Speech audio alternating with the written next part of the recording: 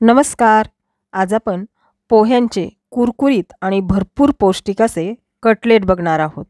हे कटलेट करण्यासाठी इथे मी ना ब्रेडही वापरलेला नाही, ना अरारूट पावडरही वापरलेली नाही. फक्त घरातल्या साहित्यातच हे कटलेट मस्तपैकी तयार होतात. या कटलेटमध्ये भरपूर अशा भाज्या वापरलेल्या आहेत. त्यामुळे हे कटलेट अतिशय पौष्टिक आहेत. चला तर मग बघूयात कटलेट कसे करायचे ते. सुरुवातीला मी 1 कप पोहे घेतलेले आहेत. स्वच्छ निवडून घ्यायचे आहेत आणि हे आपल्याला 2 ते 3 पाण्याने धुवून घ्यायचे आहेत. पोहे धुतल्यामुळे पोह्यांवर जी बारीक अशी पावडर असते ती निघून जाते आणि पोहे स्वच्छ होतात. आता हे पोहे 2 ते 3 पाण्याने आपल्याला स्वच्छ धुवून घ्यायचे आहेत आणि 5 मिनिटे याला असेच भिजू द्यायचे आहे. त्यानंतर आपल्याला इथे उकडलेले बटाटे घ्यायचे आहेत. ते इथे मी 4 घेतलेले आहेत, मीडियम साईजचे आहेत आणि ते किसणीने किसून घ्यायचे आहेत. बटाटा किसून घेतल्यामुळे पॅटीसचं मिश्रण हे मस्त असं मऊ होतं. त्यानंतर इथे आपल्याला पोहे बघायचे आहेत. छानपैकी भिजलेले आहेत, चांगले मऊ झालेले आहेत. आता हे पोहे आपण याच बाउलमध्ये घालून घेऊयात आणि ते अशा हाताने चांगले स्मॅश करून घेऊयात.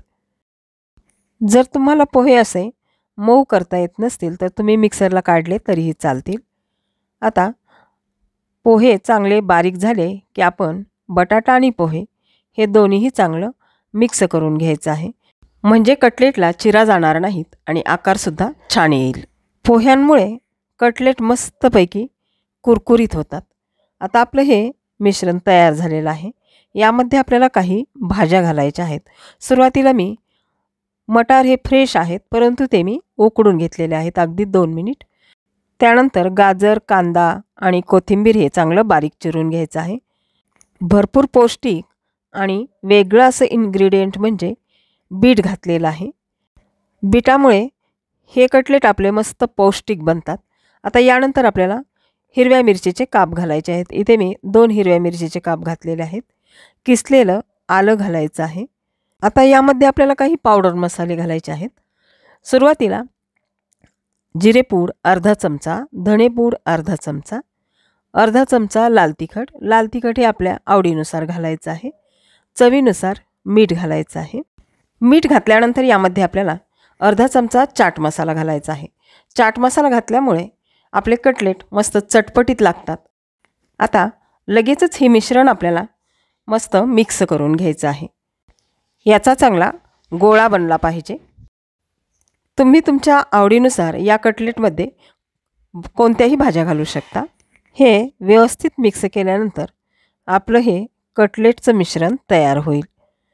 तुम्ही पाहू शकता भाज्या टाकल्यामुळे या कटलेटच्या मिश्रणाला खूप मस्त असा रंग आलेला आहे, सुंदर दिसत आहे. आता पोह्यांच्या कटलेटचं मिश्रण आपलं तयार झालेलं आहे. आता या मिश्रणाचा एक छोटासा गोळा घ्यायचा आहे. तो हाताने असा गोल करायचा आहे आणि पाहिजे तसा याला आकार द्यायचा आहे.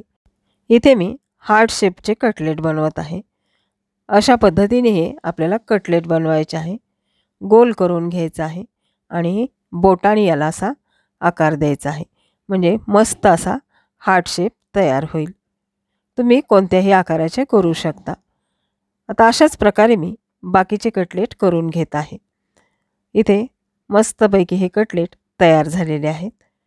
आपण नेहमी कटलेट्स कुरकुरीत होण्यासाठी ब्रेड क्रम्सचा वापर करतो, परंतु आज मी ब्रेड क्रम्स वापरणार नाही. त्याऐवजी तांदळाची पिठी वापरणार आहे. तांदळाच्या पिठीमुळे कटलेट मस्त कुरकुरीत होतात. तुमच्याकडे तांदळाचं पीठ नसेल तर तुम्ही मिक्सरच्या भांड्यामध्ये पोह्याचं पीठ करून ते वापरू शकता. आता आपले तयार झालेले कटलेट तांदळाच्या पिठीमध्ये असे घोळून घ्यायचे आहे. इथे याआधीच मी तेल गरम करण्यास ठेवले होते. आता तेल चांगले गरम झालेले आहे. गॅसची फ्लेम लहान करायची आहे आणि एक एक करून हे कटलेट आपल्याला तेलामध्ये शॅलो फ्राय करून घ्यायचे आहेत. तुम्ही हे कटलेट डीप फ्रायही करू शकता. कटलेट तेलामध्ये टाकताना 3 किंवा 4च टाका, म्हणजे ते पलटताना आपल्याला सोपे जाईल आणि तुटणार नाहीत. कटलेट तेलामध्ये टाकल्यानंतर लगेचच याची बाजू आपल्याला पलटी करायची नाही. त्याला मिनिट 2 मिनिट अगदी खालची बाजू चांगली कडक होऊ द्यायची आहे किंवा कुरकुरीत होऊ द्यायची आहे आणि नंतरच ते पलटून घ्यायचे आहेत. अगदी चांगला सोनेरी रंग येईपर्यंत आपल्याला हे फ्राय करायचे आहेत. आता हे कटलेट दोन्ही बाजूनी सोनेरी रंगावर फ्राय झालेले आहेत. हे आपले तयार झालेले आहेत. एका प्लेटमध्ये काढून घेऊयात आणि बाकीचे सगळे कटलेट फ्राय करून घेऊयात. इथे आपले भरपूर पौष्टिक आणि क्रिस्पी असे पोह्यांचे कटलेट तयार झाले आहे. हे कटलेट तुम्ही मुलांच्या टिफिनमध्ये ब्रेकफास्टसाठी देऊ शकता किंवा संध्याकाळच्या नाश्त्यासाठी सुद्धा तुम्ही हे बनवू शकता. अशा छान छान रेसिपी पाहण्यासाठी सविता किचन क्वीनला सबस्क्राईब, लाईक, शेअर नक्की करा. पुन्हा भेटूयात पुढच्या रेसिपीमध्ये. तोपर्यंत धन्यवाद.